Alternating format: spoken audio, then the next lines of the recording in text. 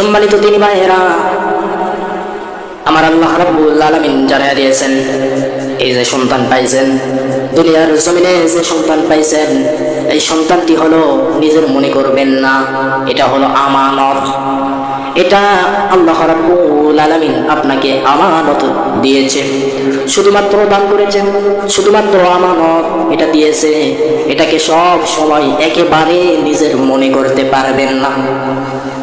প্রিয় দিনী ভাইয়েরা, আজকের এই দিনই আলোচনার মঞ্চে আমি বলে যেতে চাই, যাদের সন্তানগুলি রয়েছে দুনিয়ার জমিনে, এই সন্তানগুলিকে আপনারা নিজের মনে করবেন না।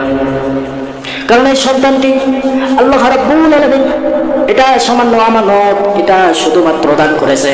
এই সন্তানের জন্য দুনিয়াতেও সম্মান বাড়ায়া যাবে, আপনার পরকাল কিয়ামতের দিন আপনার সম্মান আরো বাড়ায়া যাবে। এই সন্তান শুধুমাত্র এই সন্তানের কারণে দুনিয়ার জমিনে সম্মান তো বাড়বে, তো বাড়বেই, আবার এই সন্তানের কারণে কিয়ামতের দিন আবার সম্মান আরো বাড়বে।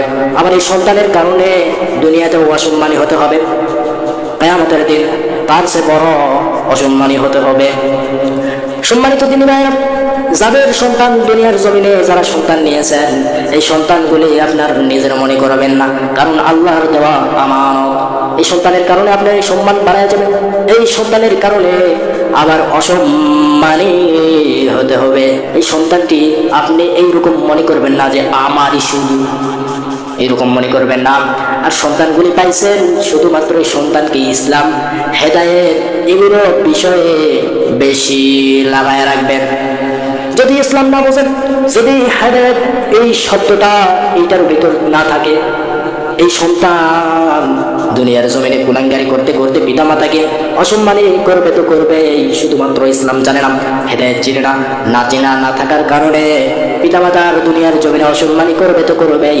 এই সন্তান আবার কিয়ামতের দিন ওই পিতা মাতার এমন অবস্থা করবে দুনিয়ার জমিনে।